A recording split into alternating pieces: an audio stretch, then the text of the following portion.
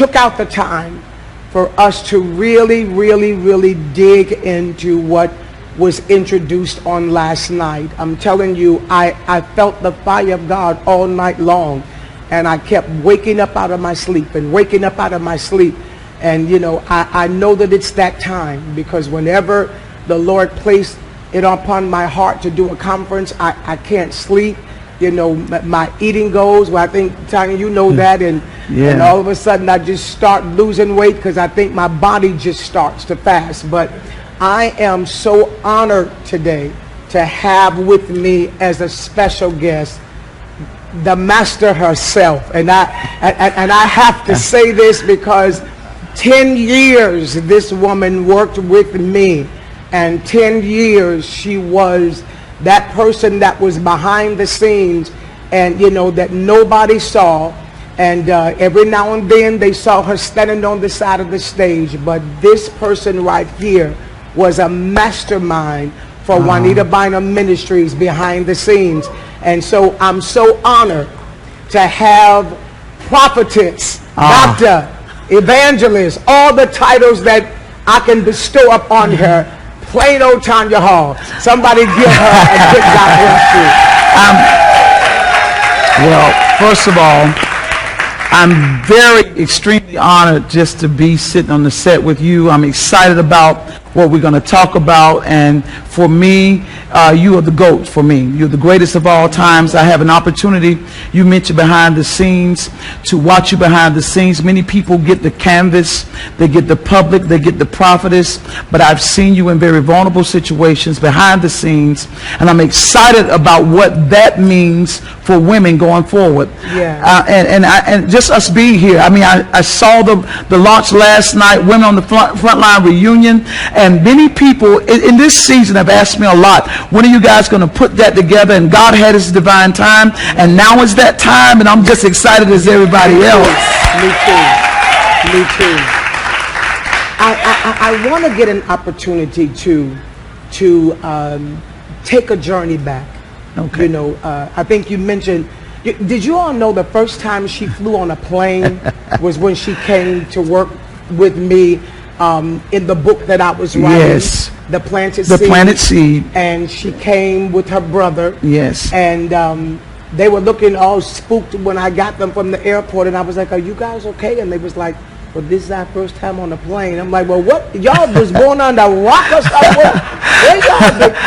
But these were the people that, and I tell this story about her all the time and her family. They were that praise the Lord PTL family, where, you know, the parents took them on vacations and made them read books, and they didn't watch a lot of TV, and they spent the summers at their grandmama and them farm, you know, milking cows and chucking peas and all of that. So they, you know, their family vacations was sitting down in the hotel room playing games with the mama and the daddy and, and her no television. We were that family. We were that family. You have that right, and my memories are of us when we finally connected with you, and there was no airport in our city because we from Waycross, Georgia. However, Juanita Bynum Ministries helped put Waycross on the map now, so it'll forever be remembered. The passion from Waycross, Georgia, and I'm proud of where I'm from, but there was no airport. Right. And so I think our first icebreaker was you finally getting introduced to Dairy Queen and the Blizzards. And so we have a journey. We have a journey that's so amazing that I never thought, leaving teaching school for 7 or 8 years, and then just taking that faith step to just support you in ministry, that it would evolve into this. As a matter of fact, I'll be very honest to say, when I realized just what this journey was, I had a psychological breakdown. Like, I don't belong here. I just don't belong here. It was at Don Mears. Yes. Pastor Don Mears' church. Yes. And she came up to the hotel with my mother, and a few minutes later somebody knocked on the door, and we opened the door, and it was about 6 security guards out there in black. And so she was like, Dr. Bynum, something is going on outside. She was just like, oh. And I was like, what? And so my mother was like, what? So we opened the door, and I said, that's security. She said, security for what? You know, because that's how she do. Security for what? Right. And my mother said, they got to take her down. She said, take her down.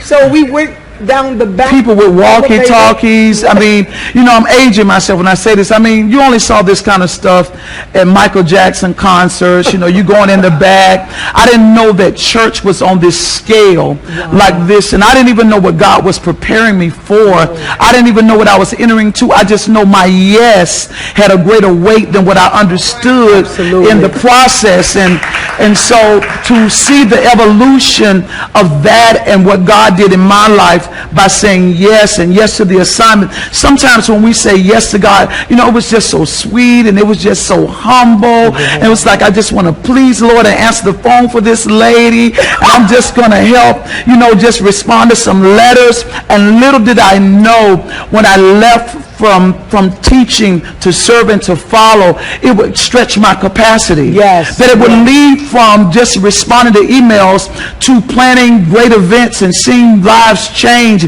and then it making a mark in the earth and marking the earth realm. And so I'm very humbled by it, I'm very blessed by it, but I'm very empowered by it. Yeah. Because I came from a woman that was working meagerly in a place to a woman on the front line, and that process wasn't like a 24-hour journey.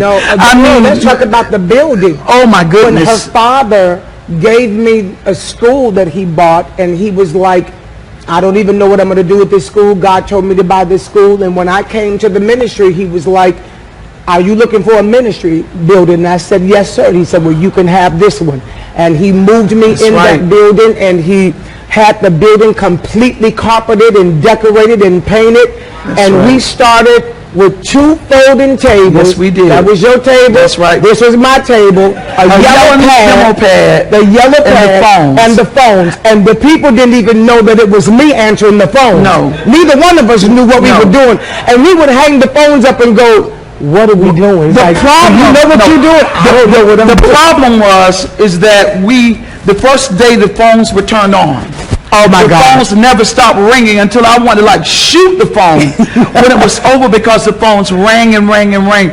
And the hunger and the intensity and the development and the cultivation of that. You know, many people see stages and platforms now, and because of the age of technology, we kind of abort process. But that was a journey. Go back. Stay right there. Stay right there. Yeah. Because that is the part that is so overlooked.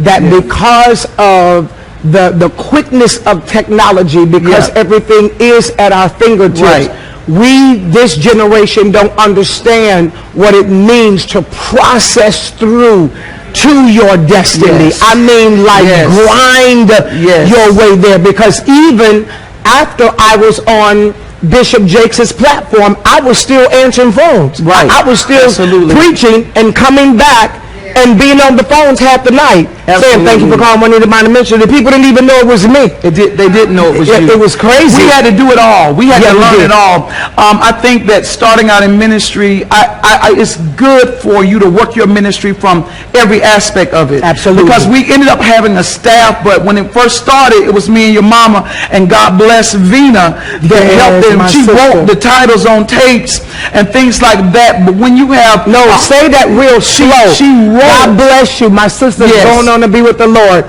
But she would handwrite the titles of the messages on cassette tapes, and she would sit up all night long and burn what they call cassette tapes. That's how it all night long. All night long. And she would work the tape table. She would work the tape table, and I would call and learn about airlines. And you know, when you get a call of God in your life, you say yes. It doesn't come with every level of equipment. You learn as you go. And you used to say this to me, and it would frustrate me because you were looking for a manual, because everybody wants to master in excellence. And you said, Tanya, I don't have time to teach you. There's some things you're going to have to catch. In the air. You're going to have to catch it in the air. And then you said this to me. You said, in some lessons, you're going to learn from your mistakes. Wow. You're going to learn from your mistakes, because that's how I can teach you. And I realized this, you were evolving as I was evolving. There was no accurate manual, and what we had was what you said. And I remember hearing you say this when I first heard you minister. You said, all I have is an ear. And so we were tuned in to the frequency of what you heard. Yes. Because if you heard it and you got it from God, then it was credence. It was like there are things that you saw in vision I didn't see. But because of the fellowship that was on me and the grace on my assignment Say to that follow. Yeah. Say it again. I've never heard that. The fellowship. Yeah. Talk about that. We can't go forward without following. And I remember Paul saying, follow me as I follow Christ. And what I was following was the Christ that was on your life. And I connected to your ministry, honestly, not from the popularity. I connected to your ministry not because it was now hitting main streams and main stages. I'm from Waycross. I didn't know main streams and main stages. I had a hunger, and when I came around you, I knew that there was something more than what I had. And so I was drawn to that. And that service part of my family connected to that. And I didn't understand there was a grace in my yes. For when I said yes to you, it came with a grace for it to expand your ministry. It came with a building. It came with much more. And I received so much, but I had to learn how to be tuned to the frequency of your ears. My God. To develop hearing in my own. Wow. Because I didn't know how to hear the voice of God like that. When y'all would talk about, I'm going to give God 5 days. I'm going to give God 21 days. I was like, what y'all talking about? I remember days, and y'all going to give God. Y'all were talking about literally 21-day fast. Mm-hmm. Now, listen, we fasted, but it was from breakfast to lunch. We fasted from our snacks. We fasted for 24 hours, but I would literally see you in your church and Pastor Board at that time. Y'all be on 21-day fast, and y'all wasn't having no liquids. Water fast. And people, now today, people do little quick fast now. They do juicing and stuff like that. There wasn't no juicing. It was water fast, but you would say this, because I got to die to myself. Because I got to die to myself. And I'm like, with your ministry growing and your popularity growing, and you can really preach, but what I noticed is you never got intoxicated in your gifts. You were concerned about staying broken before the Lord. And see, when I first was attracted to your ministry, it was that gifted way. You could preach and command an audience. But when I saw behind the scenes, where you had to lay on your face before God, where you would moan at night. I remember one time we were writing a book in your home, and we were up late, and you would get up at 5 o'clock in the morning, and you were praying, and you would hear trumpets and like angels in the house. And you had 3 levels, and it was some of us in the basement and some of us on the top level, and you were at the main level. And we would hear, it was like I've never heard this kind of sound. And that's why I said there's something about you that's different. There's something about this prayer, this presence that I was frightened of. And we heard this howl in the house, and it was like angels were in. And those of us that were in the basement tried to come upstairs, and those that were upstairs tried to come down. And the angels almost like sealed the doors, like you're not even in that place in your purification to walk into that kind of presence. And I would be like, God, what is this? But it intensified my hunger. And I never knew that those moments would help me to survive my own process. Those moments would help me to recalibrate when I was breaking down. Those moments, and see, I first thought that, after your ministry, and after, I know I'm getting ahead, but after we did major auditoriums, and we saw 750 to 100,000 people in different countries, and we were in major television markets, that when I first, kind of went away from the ministry, that it would be like, you get the popularity, you have the name, but I understood this. The greatest thing that I ever got from all of that stage was the process. It wasn't the public, it was the private. It was the behind the scenes. Get on the fast, pray and seek God, learn how to forgive, stay broken before God, get on a journey. And I had a journey to go on my own. And I didn't understand it. And that's why I remember when we evolved into Women on the Front Line, and you begin to say, Tanya, I have a burden for women. I have a burden for women that really want to know strategy. But what's important for them is you can learn all the tools, that's good. You can learn all the methods, that's good. But you need FaceTime in the presence of God. My God. FaceTime. You need faith, and that's one thing. That's an assignment you have. You have many gifts. I told you, you don't have to preach. You could decorate and make millions of dollars. But I believe that what God has done in the earth realm with you is teach us how to worship and get into the presence and how to really dive in that level of discipline. I didn't have the discipline that was necessary for the assignment I was called to.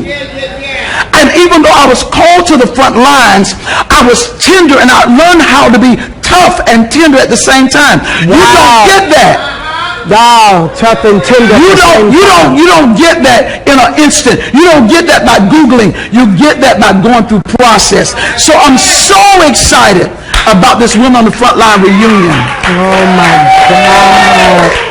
I'm so excited about what God said bring back together. And we've been like over almost maybe 10 years since we did that conference, and so much has happened. And while people are distracted by stuff that is petty and will not take us to the next level or pass on a legacy, God said at this moment, when there's distraction all around us, when there's demonic activity, bring the women together. Yes. And so that's why we're here.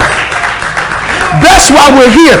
And where have I been? I've been processing. I've been in that classroom you taught me. The classroom of pain and process will help you retain power. Will help you have demonstration. Because my first walk outside of your ministry was a death walk. My God. Because I had the popularity, because I had the association, but I didn't have the demonstration. Wow. Wow. And I couldn't have the demonstration because I needed my own personal discipline. My God. I needed my own diet that was going to lead me to that power. I'm so excited. I know it's a wreck tonight. If people are on and you're watching this whole Women on the Front Line reunion, don't be distracted about what's going on. I believe that women, and only 5,000 that you kind of set this in motion when we did. Literally 5,000 have got to register. I'm glad to be a part of it. I'm a part of it as a person that's been processed. My God. As a person that's gone through the pain, that's learned the diet and the discipline, I never knew how to evolve myself. I never knew all the things I learned. I thought learning how to put conferences together, how to put ministry together, what was going to get it, but I needed power. I needed demonstration, and that's not going to come without diet. It's not going to come without discipline. It's not going to come without FaceTime. And I think it's time now, because so much is out there and it's happening at an accelerated pace that many people are going to run into a crash like I did. Because I almost lost my mind psychologically because it didn't work like I thought it should work. Because instead of trying to work the crowd, I needed to work the worth. I needed to build something. My God! Jesus! And so God grounded me. And I would have never survived the ground if I hadn't watched behind the scenes to see somebody evolve through process. It didn't happen overnight. It won't happen overnight. I want to encourage some discouraged woman that has all the giftings it takes, and you're not fruitful. We were ordained to be fruitful, but there's a process, and you can't be fruitful without being planted. And I had to be planted, listen, in that pain, in that process, in that discipline. And I had to survive and master the test of time. Seed, time, harvest. My God. And I watched you go through time. I watched you go through layers. I watched you do that. And I thought it's going to be faster for me. I thought like that Elisha thing. You got double that mantle, but you have to have double that discipline and double that process. And it's been amazing. It's been amazing. And I'm glad to be sitting here with you. I mean, I know everybody's surprised, but they don't even understand. We're just exposing to y'all what's been happening all the time. All the time. All the time. I think I'm sitting here and I'm looking at you talk, and I'm having this out of body thing going on, because I can remember Tanya Hall, the school teacher.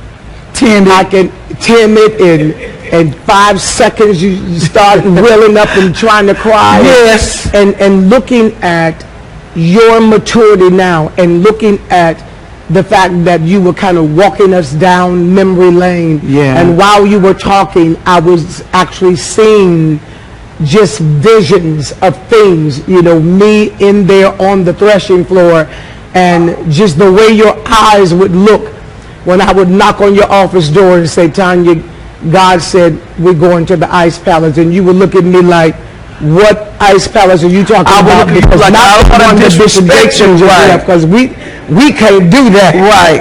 And I would say to you, but God told me to do this, and how we both would just walk by faith. Yes. And that's what a lot of people don't understand.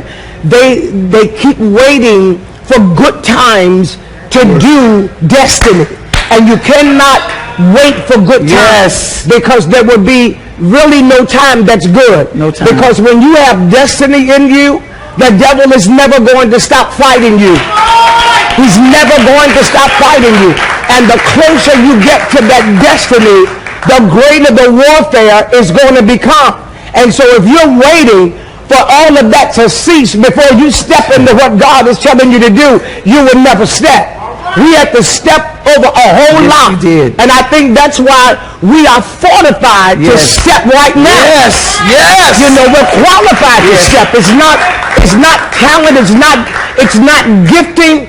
It is us being trained in the Spirit how to endure as a good soldier, how to fight the good fight of faith, how to wage the right kind of warfare, so that we know that in the end we have already won. We just have to ask God to help us to navigate through it. And so these are familiar grounds for us. Yes, they are. So a lot of women want the ministry, and the ministry is pretty to them, and it's glamour to them, but they don't understand that real ministry is knowing how to keep moving and navigate through the warfare. Yes. Because that's when the anointing comes. Yes. Prophets, I learned this from you, that limitation was our opportunity. I would always think that things had to be like strategic in place, because as the administrative director, you want this has to line up, and business should line up, but you never let that get tangled with faith. Right. You never allow, you say, no, Tanya, I know God told me that we can do this and we can do this. And it was almost like you had that grace that Isaac had. Right. That even though this was shut up here and shut up here and shut up here, you kept on digging. You kept on digging. You kept on digging, and it created space. And I believe now there's a new dig. There's a look again. That's us digging again and plowing again. And I believe there are sisters out there that are ready, that you don't have all the money, you don't have all the help, but there's a dig on the inside of you. You won't be stopped. That limitation is the canvas of opportunity. You know what? You saying that, and I wanna take us back to a memory that is really going to just refresh your memory.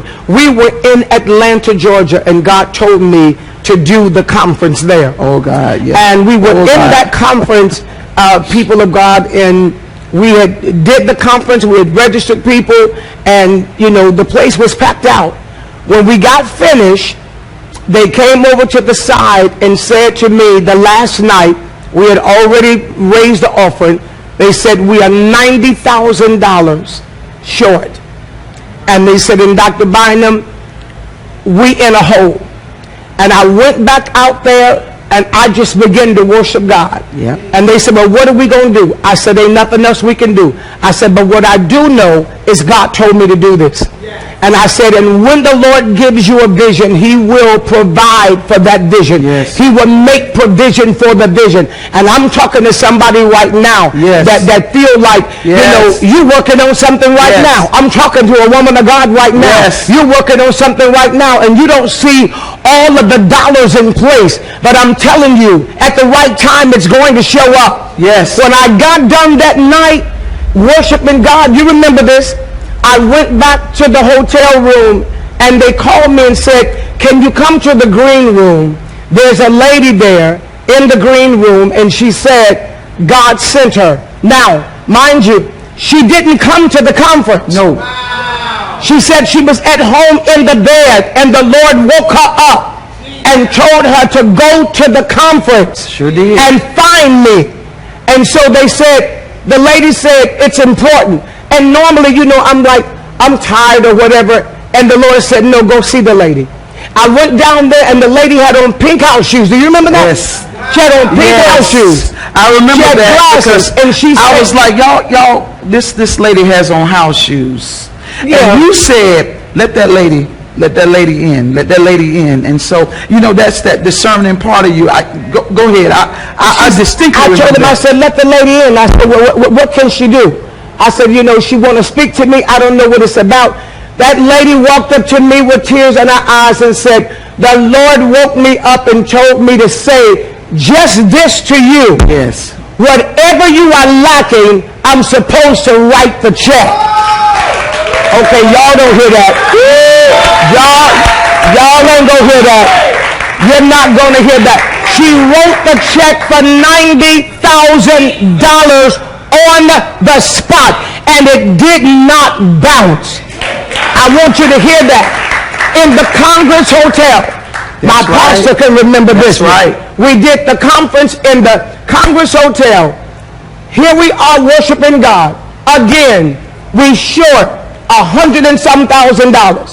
Last service, I said to the people, ain't nobody gonna preach. I was supposed to preach the last service. I said, we gonna worship God. We started worshiping God, and the women started coming and just laying offerings on the altar. It ended up being $150 some thousand. Yes. I'm telling you, woman of God, if you are watching today, do not allow circumstance to make you back up from your vision. Do not allow what's on the paper, what you are counting, because I'm going to tell you something. If you count, you're going to count God out. My God, Lord Jesus, I felt that. If you start acting as if, well, God can't do it. Well, we might as well just not do this. Well, I don't know if God called us to do it. How many conferences did we do together, Tanya, when I said to you, oh, the threshing floor? Yes. Now, the threshing floor, she literally looked at me. She had her head down. She was writing something like this. I said, you better go back and I walked through and I said, Tanya, pray to God again. I was in all white. I had just got up off the threshing floor. And I said, God just spoke to me and told me to go to the Georgia Dome. She was writing. She looked up. She said, go back and pray again. Providence, you need to go back and pray again. I said, what? I need to go back. She said, now. Because, see, you talking about stepping in some deep waters. She said, you need to go back and pray again. I said, well, okay, well, I'm going to go back and pray again. Yes, you did. And I went on back and laid on the threshing floor. And I said, give it to her, God. And I prayed, and I got up and came back in that office. She said, come in. I said, God said that we are to go to the threshing floor. She threw herself back in her seat. She said, Prophetess, is you sure? I said, I'm positive. She said, and don't get me out here like this. Is you? I said, I'm positive. God said, go to the Georgia Dome, the threshing floor. And you said, okay, well, we're going to go and get it all figured out and we're going to see. Well, when we first inquired, one night was $100 and some thousand. For one night, for one day. That's right. And I said, she came back, she said, Prophets, I don't think you understand. You talking about 4 days, is $100 and some thousand, I think $160,000, somewhere around that, a night. She said, that's already way, we're not talking about sound, we're not talking about lighting, we're not talking about honorariums, we're not talking about plane tickets. That's just, I said, but God said, do it. We went there, they took us in the building, the man signed the contract, got the contract all together. When he ended up signing the contract, came back for the next visit, the people called us and said, you got to come back because there's a mistake on your contract. And we said, well, what do you mean a mistake? They said, the man got the wrong price down here. So what kind of, so I said to Tanya, I said, well, didn't you say? She said, no, he got down here $84,000. I said, $84,000. She said, yeah, for 4 days. So when the people said it's the wrong thing, our attorney said, well, we sorry. signed it. It's the right thing. And this is a legal contract. And they said, and you're right, and we just have to give it to her at that price. I'm telling y'all, God know how to step in and do the impossible. And this is what we're trying to teach women. It's that blind faith. It's that faith where you are, all I know is that I'm hearing from God. I got my blinders on, and I will not take no for an answer, because I did not get this from God while I was swinging somewhere at Six Flags, or while I was sitting somewhere in the movie theater. I got this from God while I was on my face praying and seeking God and fasting. And the Lord will not make you ashamed. I don't know who I'm talking to tonight, but you will not be made ashamed. This is what we want to teach women. It's what we want to teach women, and it's what's needful right now. Because there's an emergence of women being empowered, and I'm afraid of women being empowered without that FaceTime with God. Without that consecration, without that level. There's so much of a capacity that I believe that God has given voice for us to do, but we need it with the direction of God, because we did not do that without God's direction. We could not have done it without his direction. And whenever you said yes to God, favor just comes into play. And the favor that God gave us as women, you were not a pastor, you didn't have a church, we had a small staff. And let's be honest, we had a small staff of like what David had in the cave of Adullam. It was like, I mean, not disgrace our staff, but the anointing came on what God did. And with the minimum, I mean, we had a call center. You took that little school. We had a call center. We had a threshing floor. You have everything in excellence. You said, because I want to please God and I want to honor God. And we saw some amazing things. It was absolutely incredible. And when I say incredible, you got to understand something. When I'm talking about incredible, I'm talking about the fact that when we did that conference, once my staff was in that big auditorium, we brought them up on the top balcony and we said to them, look out there. And we said, you all registered all these people. And it was only like 12 staff members. I said, you answered the phone and registered all these people. And I'm going to tell you something. What I want to say to women that are watching today that's planning on coming to this conference, you got to understand that every effectual door is not without opposition. It's not without opposition. There's not one conference that I have ever done that I didn't have the kind of warfare that you would not believe. And so, you know, when I experience warfare now, it's like a walk in the park. It's like, let me just get some popcorn, some potato chips, and a soda, because this is really nothing, you know, in comparison to what we've walked through. I mean, down to people saying, you know, I mean internal, where the church is concerned. Because when I started doing this, women were not going in auditoriums like this. And so the opposition was, I had close friends of mine, bishop friends of mine, to say to me, well, God ain't calling no woman to go in no auditoriums like that, and you need to just stay in hotel ballrooms and, you know, and just let God just grow the ministry like that. You don't need to go. I said, but what if the hotel ballrooms can't hold the people? Well, then maybe you need to just have one north and one south and one east. And the Lord was saying to me, no, I want you in the auditorium. And so when I start trying to do those auditoriums, the opposition was crazy. You know, and sad to say it, but the opposition was so crazy to pastors was telling their people, no, you ain't going to that conference, and we're not going to support that. And so whatever city it was in, pastors were saying, oh, we're not going to support that. But God kept sending people from around the world. I'm not hearing y'all. Because you got to understand something. While you are trying to build something in a city, you need to tap and receive the impartation tonight for the global impartation. Because guess what? Let me help you with something. New York is a state, but the globe is the world, and the globe is much bigger. And too many women get hung up with where they are. Come on. You know, they don't like me in my city, or they don't like me on this side of town. Who cares?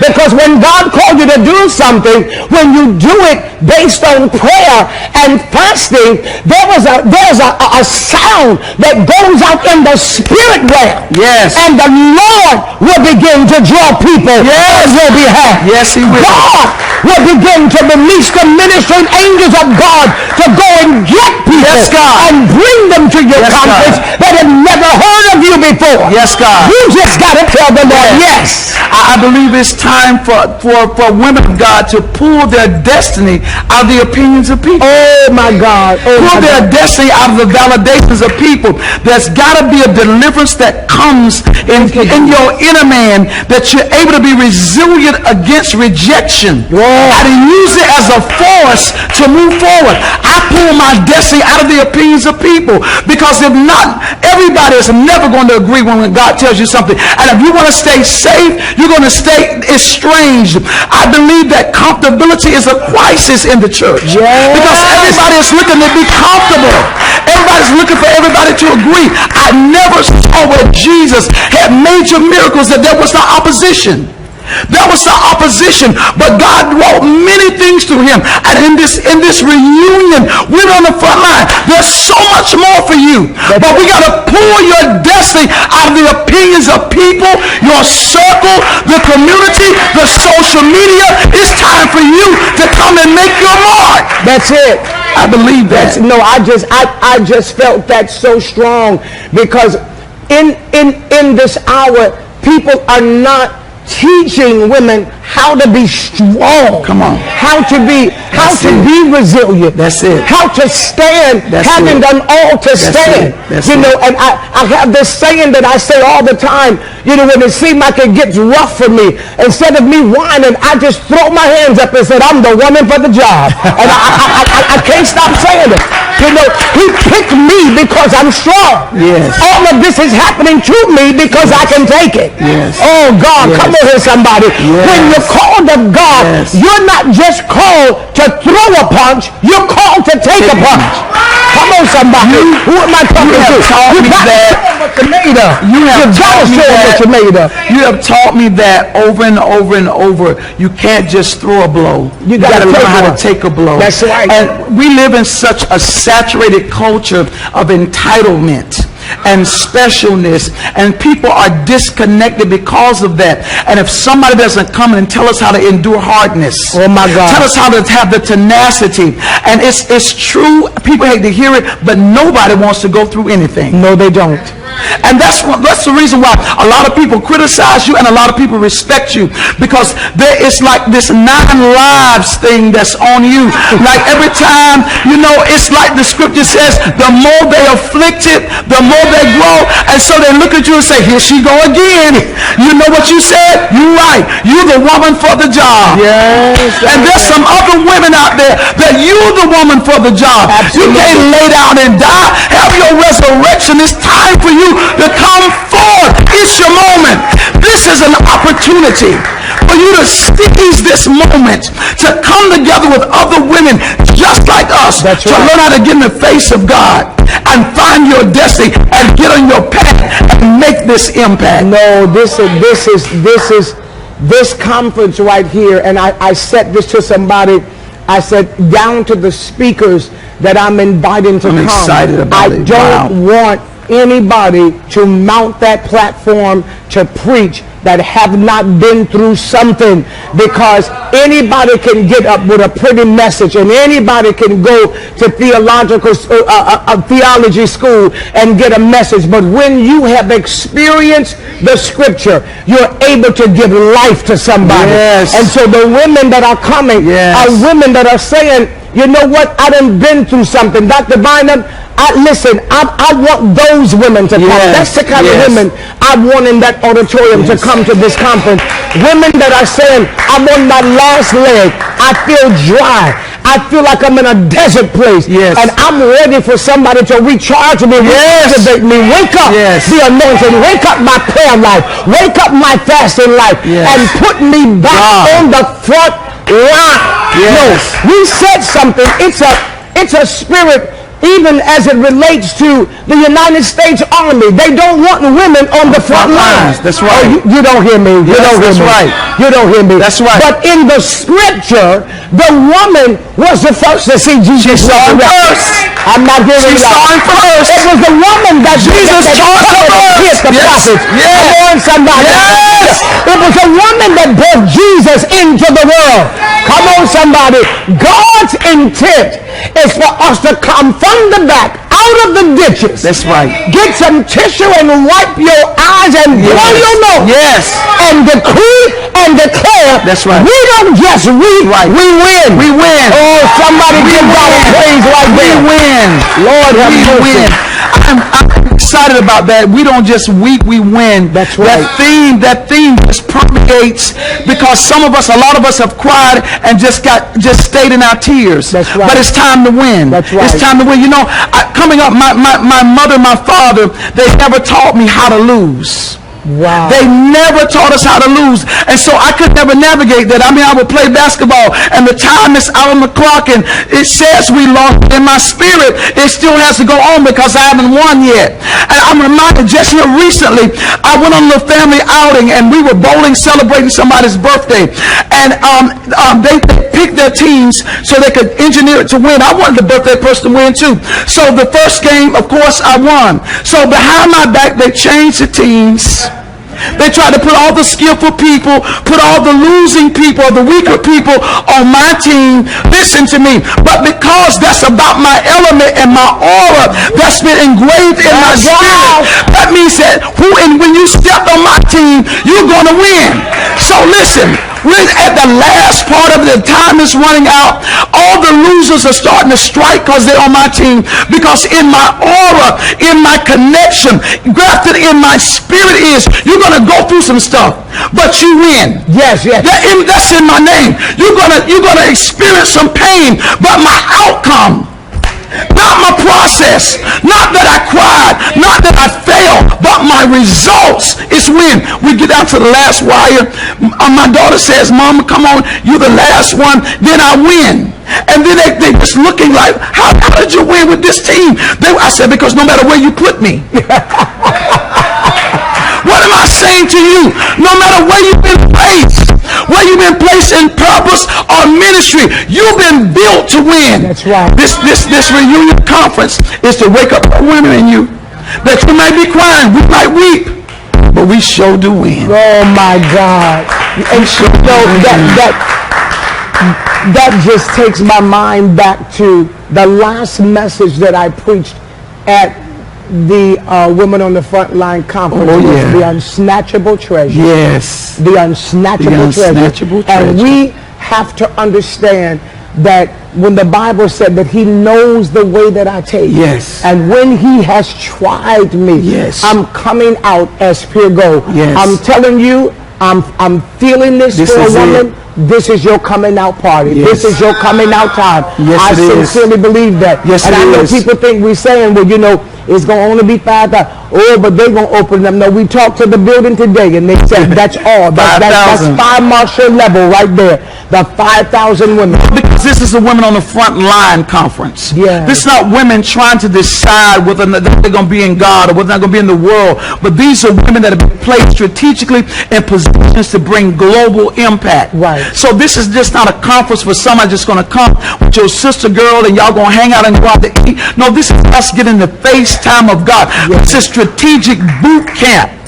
Yes. This is us being grounded and teaching, learning how to grind and work the warfare. This is us learning how to serve and have the right fellowship. So it's not called for everybody, but I believe there are 5,000 women that are listening that they need to go hurry and register. Don't wait. They need to go click the link. You'll see it. They need to go register. The dates are June 3rd through the 6th, yes, 2020. And we're so excited to be back together to do this Women on the Front Line. It's going to be phenomenal. And you know, you were talking about not waiting, and somebody asked me, well, why would you like introduce it now? Because you know, technically speaking, you introduce a conference 3 or 4 months prior to. But I kept hearing the Lord say to me today, I want the process to that day to be intentional. Yes, Lord. And I was like, Lord, what do you say intentional? He said intentional. He said once a month, I want you to call a women on the front line 5 a.m. prayer. Wow. For women only. He said, I want it to be intentional. My God. He said, women on the front line 5 a.m. prayer. You're going to see us post the first one that's coming up in August. I'm telling you, he said every single month. And we're going to have fasting schedules for the women that are coming. Because guess what? You prepare like you prepare like the 5 wise and 5 foolish. You prepare because the bridegroom is coming. When you're expecting something from God, you don't just walk in handmade. No, you walk into the building saying, God, I processed here and I'm looking for something supernatural to take place. And so we're going to be starting to do the women on the front line 5 a.m. prayer once a month. We're going to be giving out fasting schedules and prayer schedules and telling you what we're praying about, what part of the conference that we're praying about, because this is a unified front. Yes, it is. This is just, and even to this, and I know some people saying, well, you know what, next year is Women Dive Loose. We're going to be praying for that conference. No, because we got to understand it's the same thing. That's right. There's a synergy. God is calling women on the front line to be those kind of intercessors where we pray for conditions and things around the world. Come on, somebody. We're being called to be a special regime. Just like the Green Berets in the army. There was a special group that God called together. Come on, somebody. That when the battle get tough, when the enemy starts strategizing, you got to call for the Green Berets who are highly trained. Who are highly trained to come back and know the works of the enemy, and that's what we're doing. I love what you said about us praying for other women's conferences, because this is not about competition. Absolutely. This is about completion. It's about synergy. It's about us going ahead. We're going ahead, going before, and begin to pray for the calamities that are coming. The Bible speaks of this, and I believe this is a time we need to move strategically for our families, for our marriages, for what God is going to do in the legacy. What are we going to pass on to the next generation? That's it. What are we going to do? We need to pass on power. We pass on looks and conflict and confusion, but there needs to be a power that's coming. And I believe this is the moment. Yes, it is. This is the moment. Yes, it is.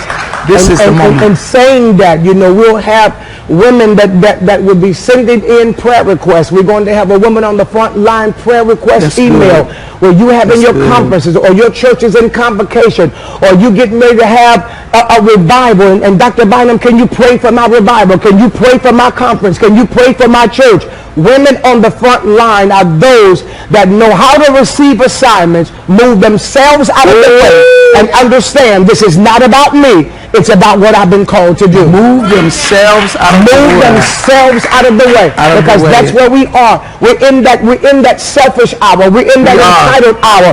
It's all about me. And I'm the one that's got to shine. And I'm the one that's got to, but that's not the way of the Lord. What God is calling us to do is get on that front line for somebody that's been wounded. And sometimes you got to take the wounded and lay them in the trenches and the battle is over. But you put the strong on the front line so that they can combat the enemy until it brings healing to those that have been wounded. And that's what we want to do.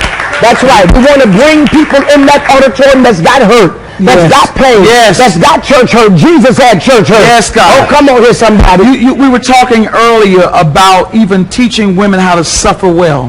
How to suffer well, because too many are suffering sick, suffering resentment, suffering unforgiveness, but how to suffer and keep on moving. That's right. How to cry and keep on going. I believe women are earmarked for this, that have been sore in their spirit like Hannah, have been broken, but she got into the presence of God and got a word from God, and God changed and shifted that thing. There's some closed wounds that's getting ready to open. My God. That's getting ready to open. Oh, and you know what? You mentioned something earlier that I know our time is up, but you mentioned something earlier when we were talking about women in the Bible. I mean, you were in makeup and you just started talking, and I felt the presence of the Lord when you said this. And Toya, I told you she was going to forget. I did not tell you she was going to forget. Toya, I told you. You said Dr. Bynum, Hannah had a double portion, yes, and did not maximize it because she was too busy whining and crying. Talk about that, because that thing. I was reading that in 1 Samuel, and how Elkanah gave Hannah a double portion. He was sensitive to her affliction, but she wouldn't even eat it. She wouldn't even maximize it, because at that time and in that custom, she felt her only affirmation was to bring forth a child. But one thing I do like about Hannah, everybody want to pick on Peninnah, but if you notice, when Hannah went to prayer, she was bitter.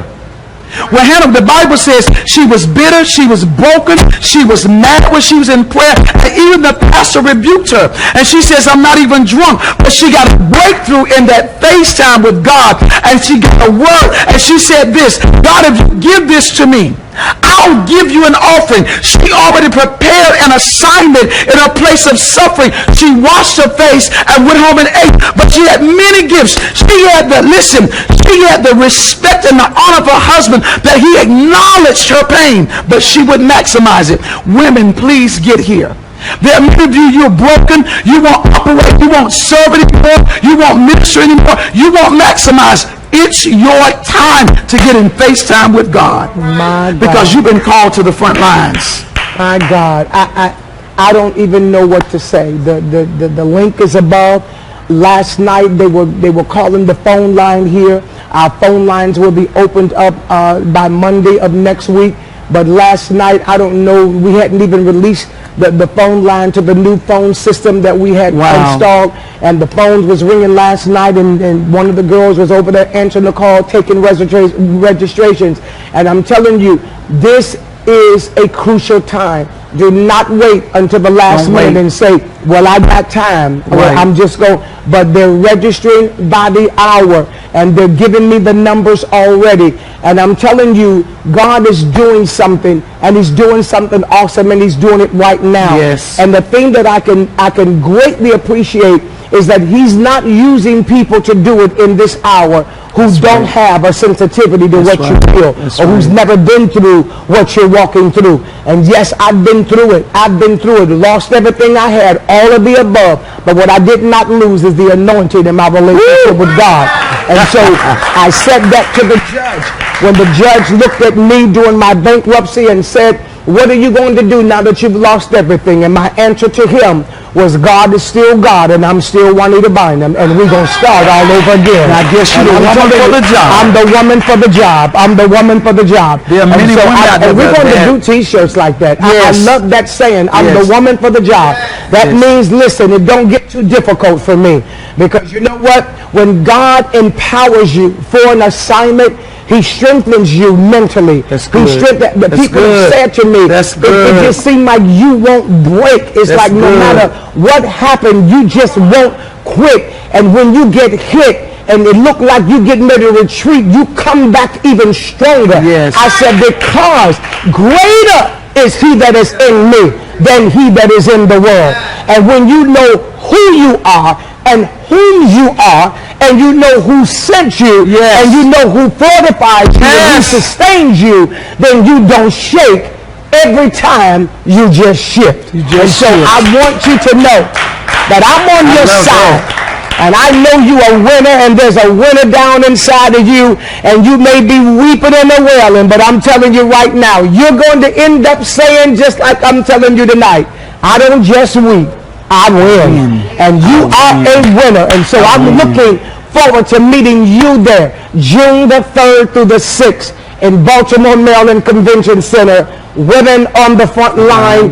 And please keep looking out for our first Women on the Front Line 5 a.m. prayer. It's going to be awesome. Amen and amen. Well, we're not out of our message, but we're just out of time. And we hope that you've enjoyed listening tonight. And we pray that something was done that will change your life, never to change back. And until next time, you go with God, and God will go with you.